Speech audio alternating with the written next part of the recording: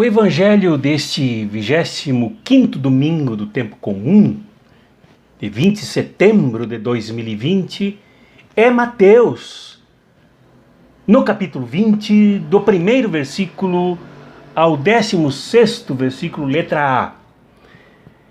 E este evangelho trata da comparação que Jesus faz do reino dele, comparação que é para se fazer entendido, para que as pessoas do povo entendessem o que ele queria ensinar, a começar pelos seus discípulos, que eram operários, eram trabalhadores, eram pescadores, outros oriundos do trabalho nas alfândegas, enfim, das várias atividades.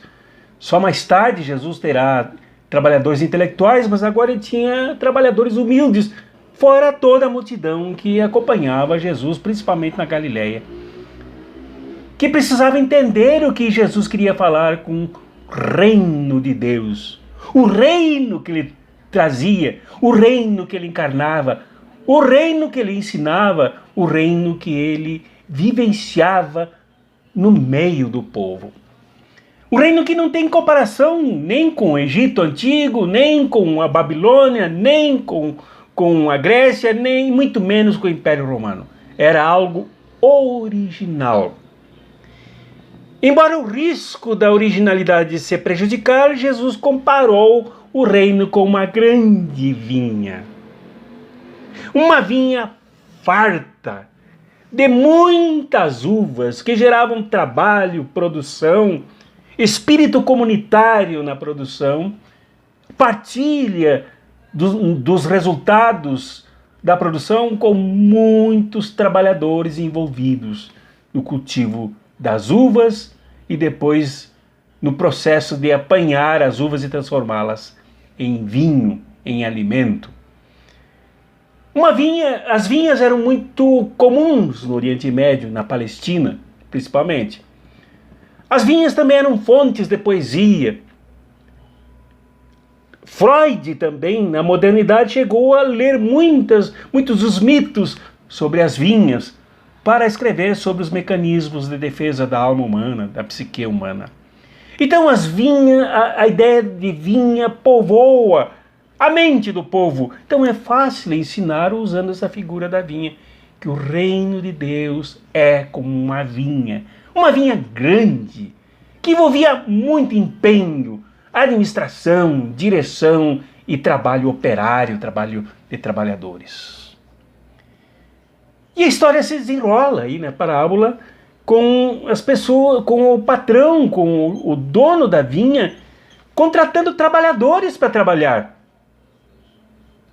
Contrata uns já ao amanhecer e contrata outros já ao entardecer, no final do expediente. E paga a mesma coisa para todos.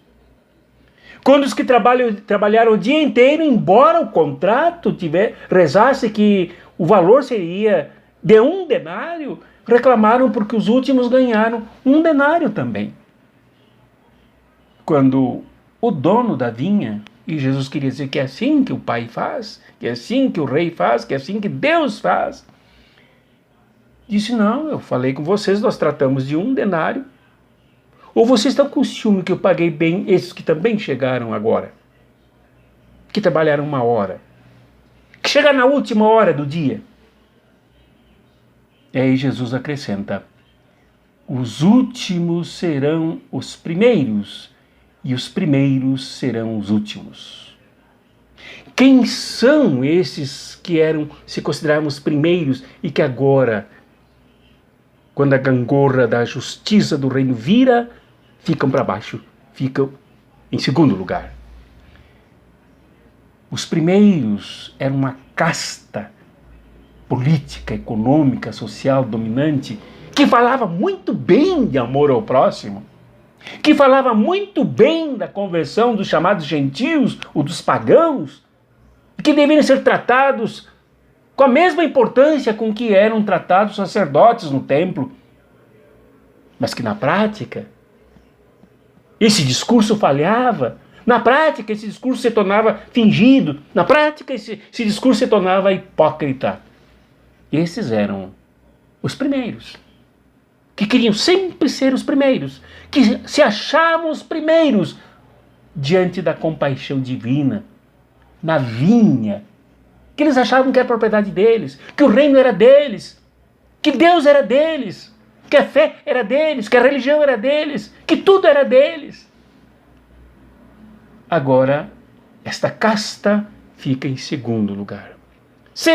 Esta casta será a última. Se alguém revisar a sua postura, se alguém passar pela experiência da metanoia, se alguém passar pela experiência da conversão, então poderá galgar a ser. Os que eram últimos agora passam a ser os primeiros. E quem eram os últimos que agora são os primeiros nesta reversão proposta pelo reino de Jesus, que Jesus veio trazer? Os primeiros eram os publicanos, a quem João Batista já convidara para se converterem e, de acordo com a narrativa de Lucas, repartir o que tinham roubado do povo através dos impostos. Os primeiros agora eram os soldados, que Lucas também se refere ao narrar sobre João Batista, dizia que não era para maltratar mais as pessoas, não era para roubar mais do que ganhava com o seu soldo. Eram os mais pobres, e segundo as narrativas do Evangelho, especialmente agora de Mateus, eram as prostitutas. Eram os excluídos maiores, agora passam a ser os primeiros. Eles chegaram na última hora.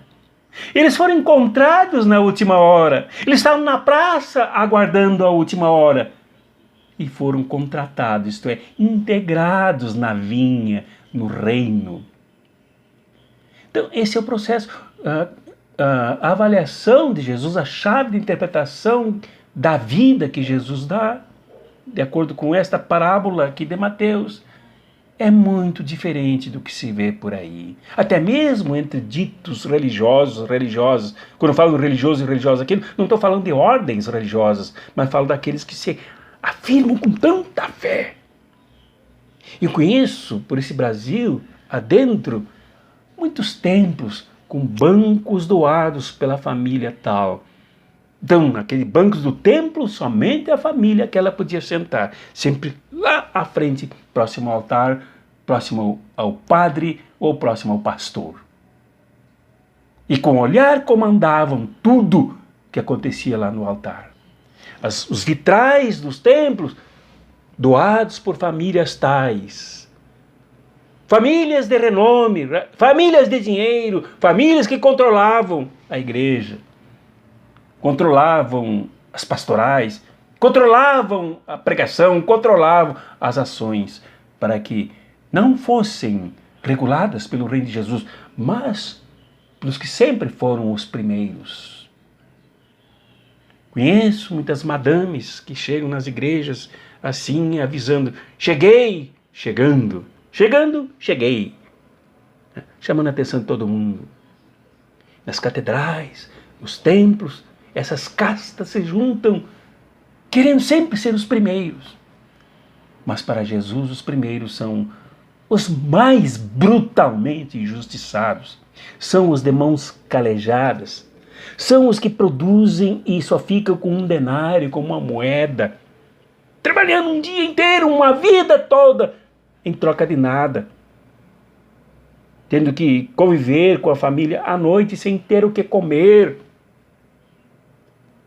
Então, Jesus quer para esse mundo uma vinha nutritiva, abundante, rica, com muita uva, mas também sempre partilhada com os que devem ser os primeiros, os grandes injustiçados, os mais trabalhadores, os pobres, aqueles que são escolhidos sempre para quebrar galho, para tapar buraco dos interesses dos dominadores que sempre querem ser os primeiros.